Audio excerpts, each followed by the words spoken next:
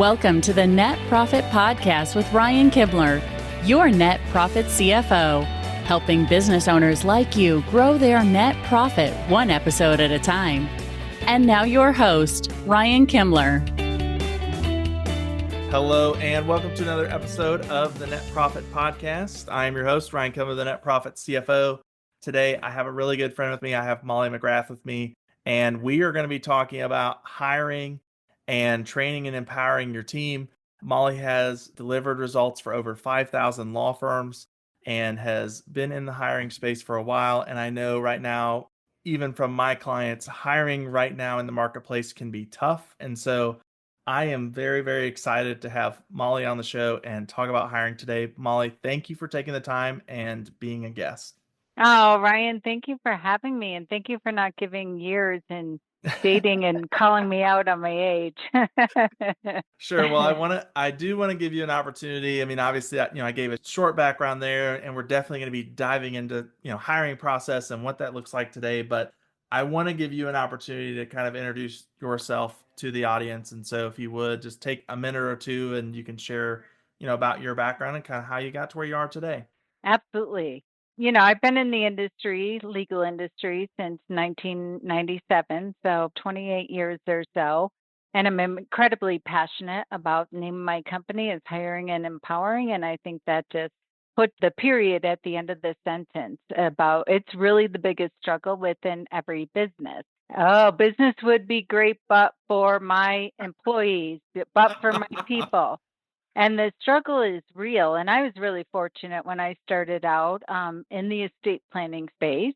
And that was my first experience in the legal space. I was at tender age of 27, and I had a phenomenal boss who was a coach at classically trained at heart. 97 coaching was not a street term, definitely not in the legal space. And he really poured into me about what it means to have an attorney's back. And he had me shadow him for an entire week.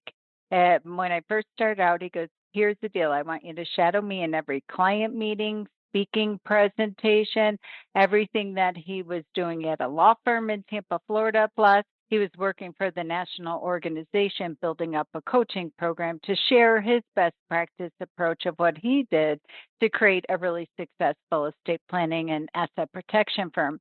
I tell you, I started on Monday. By Wednesday, I was exhausted. I'm like, this poor man hasn't had a glass of water. He hasn't gone to the bathroom. He's in back-to-back client meetings trying to close deal, service clients. And the 1 minute he gets a break and he walks out of the conference room, there's a line of employees that are waiting to hammer him with questions and delegate back up to him. And by the end of the week, my appreciation for what an attorney goes through, what an entrepreneur, what a business owner goes through from the day to day, not to mention by the time he's done with his day, he has to go home, take care of his two little kids, when his wife, being upset that he's late again for soccer practice, and then he puts him to bed, and he still has his work to do. He has to get through his email. He has to go through, and you get the drill. And I became incredibly passionate and committed to training employees from the get-go, from the hiring process and or retraining existing employees on truly what it means to step up and lead and to have your attorneys back. So through that, I went to legal conferences across the country. We do them every quarter in different cities. We'd have about 2,000 law firms there. And same thing. My job was to connect with the members, with the clients. You go to the cocktail parties and you turn to the left and say to the attorney, "Tell me a little bit about your practice." And once again, it'd be great, but for my employees, how do I clone you, Molly? How do I get a Molly who gets it, wants it, cares as much about the clients, the conversions, the cash flow, all that? And then I turn to the employees and they would say, "My job would be great, but my attorney's a control freak and they won't let me help them." I'm like, they both want the same thing, but there's a massive disconnect here. And that really is where my passion project really about how do I get them speaking the same language and getting them on the same playing field. For sure. And that's all. I mean, that right there, like in a nutshell, is what your business is about, right? Is bridging that gap and, getting those two parties to get together and get on the same wavelength. Yes, it's starting from the hiring side, two sides of my practice. One is hiring. Yep. And when you say recruiting, law firm owners despise recruiters Sure. because most of them take a commission. And right now, the going rate is 28% of annual salary in the legal space because the unemployment rate's so low, 1.9% for attorneys, and it's just shy of 2% for paralegals. So the market's incredibly tight. I do a flat fee retained search and I break up my payments into 4 payments that include a 6-month guarantee. Most recruiters are 90 days, and you call them on the 92nd day and they're like, sorry, we fulfilled the contract. Here's another one. They get their payday and they don't care. And I also include a 6-month onboarding program because none of us are out of the woods when we hire somebody. By and large, what I hear from attorneys, they don't teach us in law school how to manage, lead, and onboard and train employees. And so I feel incredibly passionate about that. And the other side of my practice is the law firm admin boot camp and academy, where I train support team members by and large how to become a CEO without telling them that, and Yeah. how to run the day from billables to, you know, the ideal week calendar to meet revenue goal, things of that nature. But it really starts at the hiring process, especially in this day and age. It is completely transformed and changed from the way that attorneys typically hired way back when. It was Yeah. like, you are lucky to have this job and it's an honor to come work in this law firm, which now the tables have not turned, but it's more of like a two-sided relationship where they're interviewing you just as much as you're interviewing them. Yeah. So I love the three parts that you just talked about. I mean, the hiring, then onboarding, and then also like your boot camp. And I want to dive into all three of those pieces. And you just started, I want to dive into the hiring landscape today and what that looks like first. You gave some really good numbers there, and I want to make sure that the audience did not miss it. But unemployment rates really, really low, under 2%. And I love the dynamic you just talked about, it's got to be a fit on both sides, culture and, et cetera, right? For the relationship to really work, I think, and to have a long-term success with a hire. Anything else you want to add to kind of the landscape and where we are today for hiring additional staff? Yeah, I will. It's not acceptable to say the unemployment rate is what is, and it's really tough to find attorneys because that's not helpful when you want to grow and scale. Sure. So, I want to take the fear out of the room and just give some tips for you need to be incredibly progressive and disruptive in your hiring process anymore. So, what does that mean? It starts with placing ads. Anybody who's a rock star is not looking for a job. They're already Yeah. gainfully employed. So the days of putting an ad out, I will hear from attorneys all the time. I put an ad out and I'm either getting unqualified candidates that are applying, or the volume is not like it was back, 10 years ago, where we're getting hammered with 100 resumes. So you have to think about that when you want to hire a talent and rock stars. You have to assume if they're such a rock star, they're employed. So what does that mean? Ads need to be written like a Match.com ad. Like you are like an SEO ad, like a Facebook ad, the same way you're trying to attract an ideal client to raise their hand and pause and be like, wait, lean in and say, what is this? This is intriguing. So the days of having all of these requirements that are pages long, they're no longer working. People aren't reading ads anymore. They have smartphones, one click apply, where they're like a civil litigation attorney will pop up and they hit click apply. They don't even read the ads. So it needs to be written like an SEO, like you're writing an SEO campaign, search Yep. engine optimization. That's number one. But number two, they're still not necessarily going to apply as much. You need someone on your team. And even in this day and age, you go to the Philippines and find phenomenal recruiters. on a platform called onlinejobs.ph. And there are recruiters there that have worked in the legal space, what have you. It's very beneficial to hire someone for $5, $7, $10 an hour if you don't want to work with a recruiter, and have them at least shoulder 80% of the work for you, meaning they're going after passive candidates. So they're going into resume databases. They're going into LinkedIn and looking for people that have your exact same profile. And then the third piece of that is when you inbox them, and this is critical. You have to be disruptive. You all know this in marketing. Copy is king, or subject line is king. Copy is king. So you want to have a really great subject line. What we use in my agency is, are you happy? Are you making the money you're worth? And are you being treated well? If not, let's talk. And that gets open. And so they're like, whoa, most recruiters will send, we have an associated attorney position. They're like, they're get 5,000 of them a day. You have to be disruptive in your subject line, and your body has to be incredibly short. All you want them to do is to talk to you.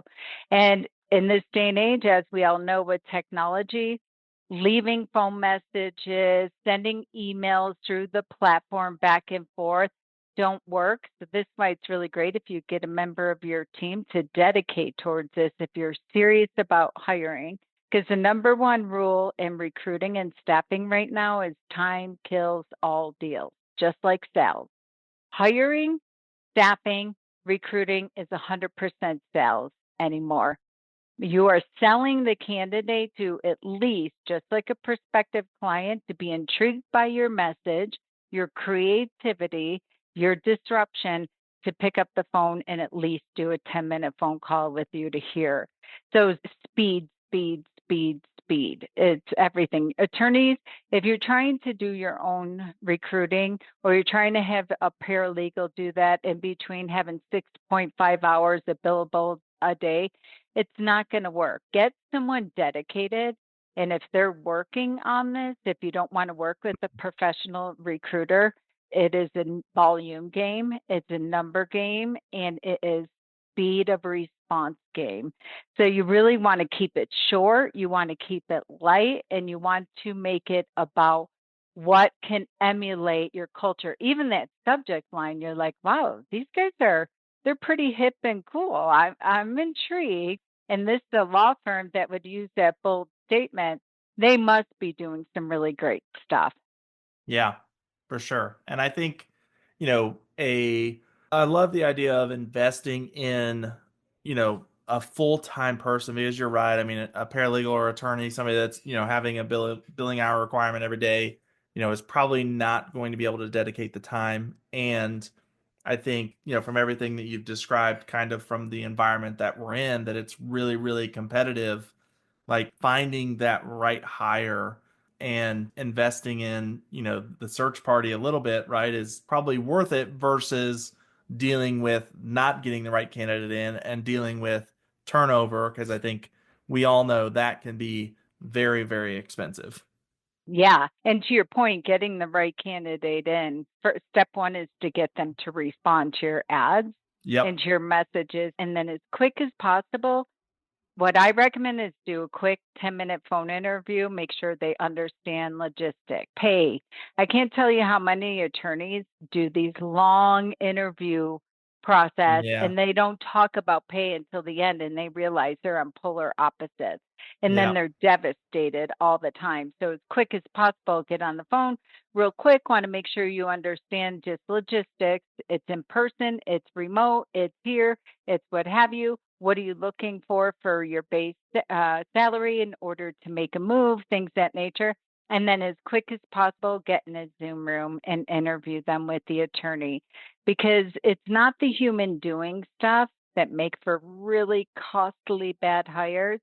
It's the human doing stuff. I can't tell you how many stellar resumes I have seen, the years of experience and things of that nature. And then I get in the Zoom room and I see that they have anti-authoritarian complex. They've been doing this for 30 years, and at their old firm, they did not track hours, and I'm unwilling to track hours. All the Yep. things you want to hit the pain points that you're experiencing with past hires and or what's not working in your firm, and have the crucial conversations up front. Be incredibly unapologetic about it. Don't make it about the resume and how they work a file and things of that nature. You want to see who they are as a human, and let them show you how they run their day, where their mindset's at, where their collaboration is at, and things of that nature. Because at the end of the day, it's like the majority of bad hires are because of their humanness versus their human doing. Yeah, I agree. That makes complete sense. And I think, like how an attorney works a file, right? That can be adjusted to fit what the firm does. And like as long as it's the right person that's willing to be open and, maybe make small changes from how they used to do things. And I think that's a lot of what your kind of onboarding program plays into as well. And that's kind of where I want to go next because you talked about in the beginning, you have a 6-month onboarding program, that really goes with, hiring you to help them with the hire. Talk a little bit about the onboarding program because I think that's a crucial part in getting employees started correctly and also cutting down on turnover. Yes. So there's a few things. It's highly customized. So you have a new hire here. A lot of times entrepreneurs, attorneys in particular, think they have to have this beautifully crafted onboarding plan that looks exactly like this before they bring someone in. When you interview right and when you hire right, that's something that most of my attorneys will say in regards to, we've hired Molly to help us with our onboarding process. We're going to build this together, because you want to take the pressure off you as the attorney. So on the very first day when they start, my $1 million literally question is, attorney, when we're sitting here 30 days from now, what would make this new hire an absolute home run? And the following would be handled consistently, persistently, up to your standards. And I have the attorney do a brain drain. I'm like, I'm here, I'm holding the puke bucket. I want you to puke it all out. And then it's my job to facilitate, make sure it's clear, concise, trackable, measurable. And it's really fun because when the attorney does this and they're like, dump it all out. And then I kind of organize it. I'm like, that's a 60-day goal. Okay, Yep. that one's probably a 90-day. And then together, new hire, attorney or CEO, operations manager, what have you. At the end, we clarify and verify and debrief. How are we going to track this in 30 days? So, for example, they might say, my goal is that they're putting in, 6.5 of billable hours a day. I'm like, well, that's not going to happen in week one because they're shadowing you and they're not really working any matters or what have. They're like, no, no, no, not week one. But, I'm like, okay, great. But by week two, what do you want? 3.5 hours a day because they're going to be doing this and this. Okay, great. But by the end of 30 days, by the time we hit the calendar, 31 days, they are consistently 6.5 a day. Okay, great. Let's talk about that. Now, what's billable, what's not billable? How are they tracking their time? Daily, weekly, at the end of the month where it's crazy and hair on fire? And we're just really anchoring to what their goals are, but then what the tools, technology, training, communication standards are to support them to make sure that that's occurring and happening. Because Yep. I see a lot of attorneys put so much pressure on themselves to have to know all this.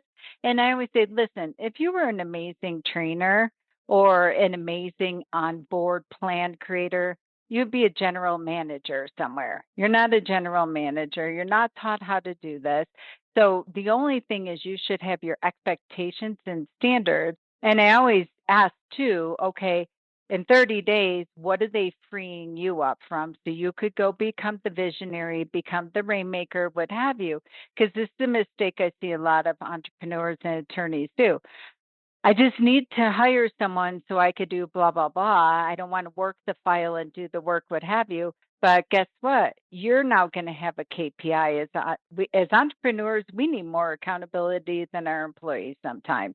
So great. They're freeing you up 2.5 days a week.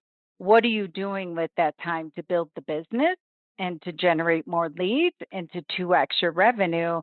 Because we always want to make sure we're getting the ROI on this new hire when we're hiring them. So if their salary is $100,000 a year, what have you, or $10,000 a month, the goal is in 30 days. When we come back here, we can absolutely say by adding this person in these following ways, they have generated and or allowed for somebody to be freed up to generate at least $20,000 when their overhead for them is 10 on Yep. month one. I think a lot of times attorneys like, oh my gosh, when I was the associate, I didn't get paid that, what have you. And you know this from I'm like, okay, gamification. Where we all know it's going to cost you, let's just say $110,000 to even bring on a baby attorney who could barely find their way to the courtroom. It's just what the market's bearing, but you're not writing a $110,000 check on day one. You're writing this amount each week, biweekly, monthly, however they get paid. Let's have some fun and gamify this and back into it. How is the firm generating revenue to be able to not have that be a liability, but be an asset and a profit center right by day 30? And we do this for 6 months.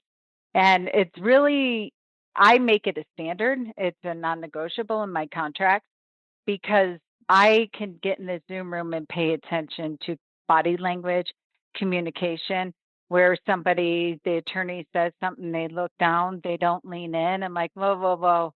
They're not on board with this. What's going on? Just to make sure everybody's on the same playing field. And the goal is that at the end of the 6 months, we're at a place where this new associate, new paralegal, CEO, or what have you, is taking over you're hiring the next person because they've created that much opportunity for you that you need to hire again within 6 months. Yep. Yeah, and I think if you can, the other thing is if you can get to a place where after 30 days you're getting a 2x return, then like as a business owner, or as an entrepreneur, the amount of money that we need to really truly like have banked just sitting in the account is far, far less than what we think it is, Yes. I've always right? heard that you need to have 6 months of salary saved up for them before you can hire, what have you. And most small business owners are not in that position. No. And so it's like it's a chicken and the egg. It's like, well, you can't generate the revenue because you're working 7 days a week and you're doing it all, and something's got to give. Yep. So let's create a hiring roadmap and a plan with a pretty dang sure guarantee that you are going to get that ROI. And if you're not, this the other thing I will hear, it takes 6 months to onboard a new employee. Not No. on my dime. 30 days. No. 30 days. When you can do an onboarding plan like this, we will know in week 2 if they're the rock star or not. And we're going to, what's this statement that people always say? Hire slow, fire fast. It's Yeah. hire fast and fire fast in this Yeah. day and age. Yeah, for sure.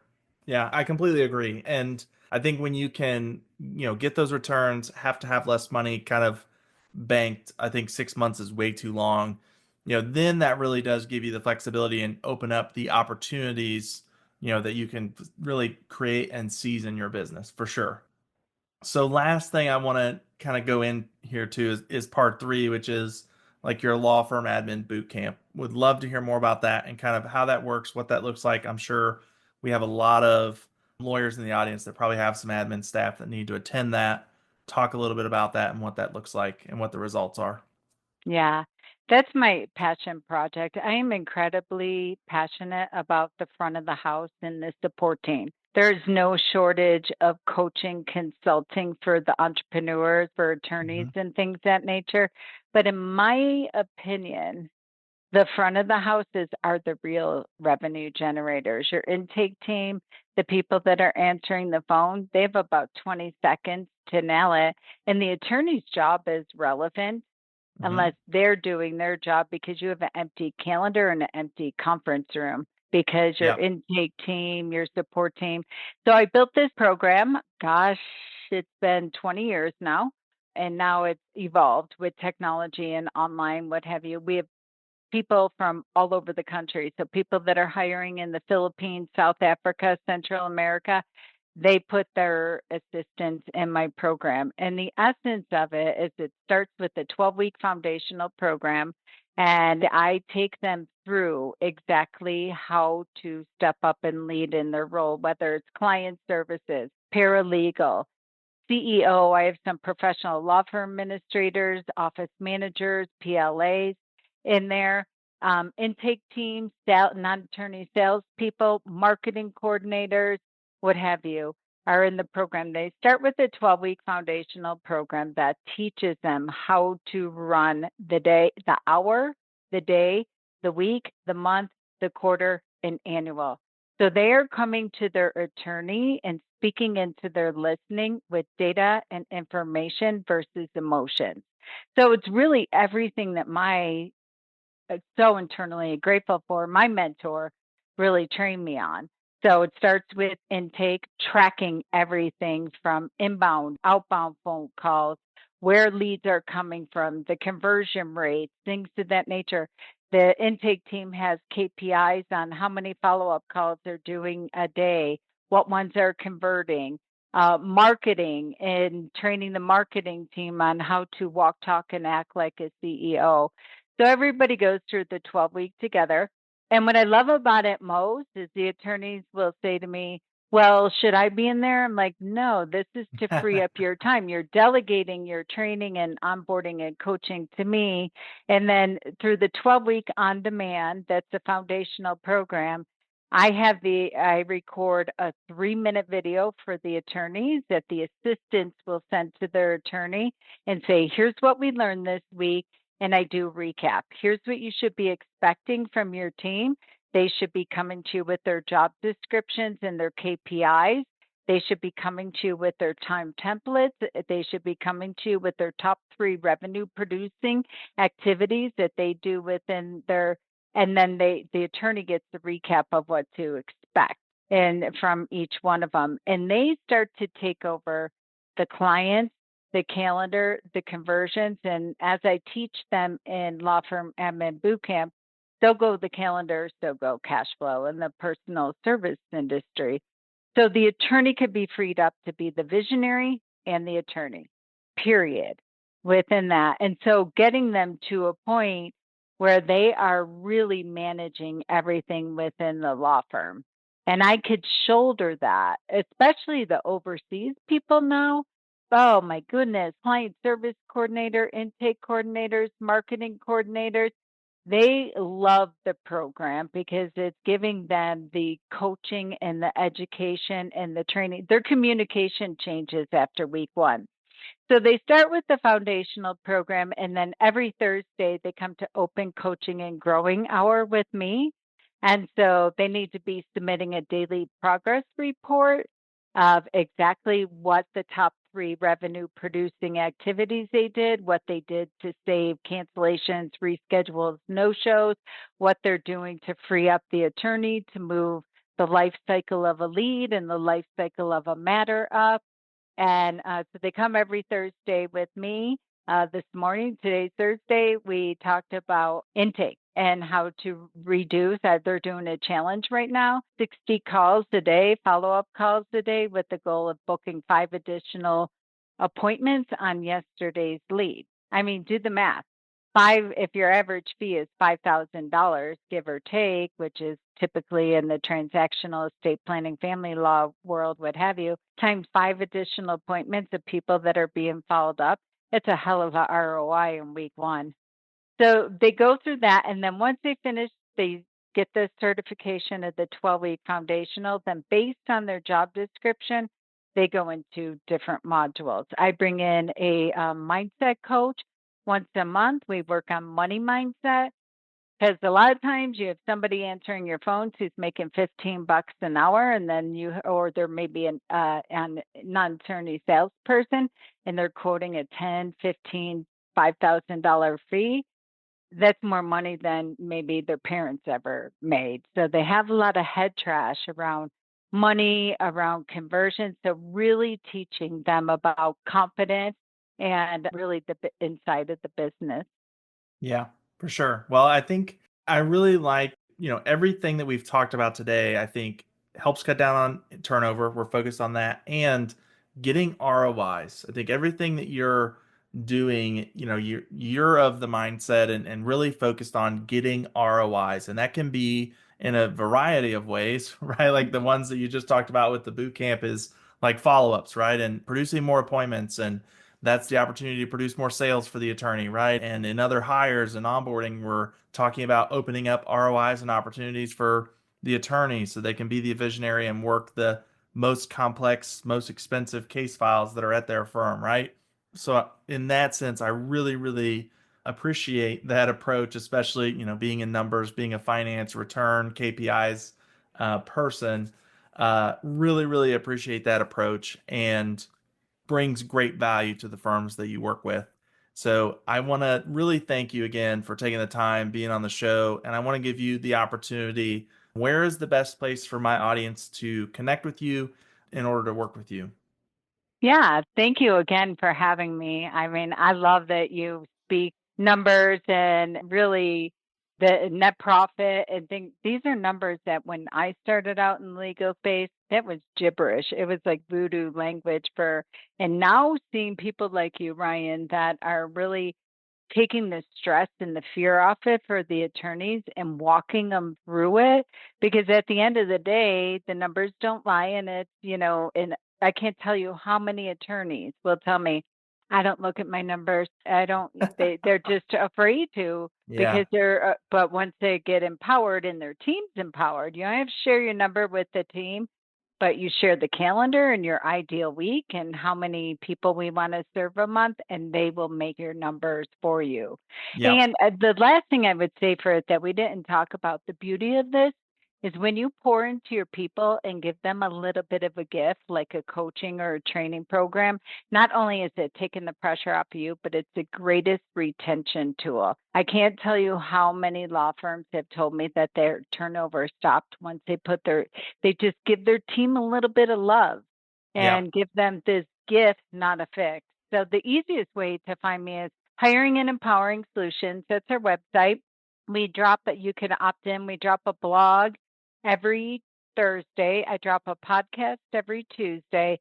And then every Saturday, I do a 3 to 5 minute pocket coaching to kind of give you an insider bird's eye view of what your employees have shared with me in open coaching hour, of what they're struggling with and really what they need to be set up for success, to have your back and be able to run the day to day for you.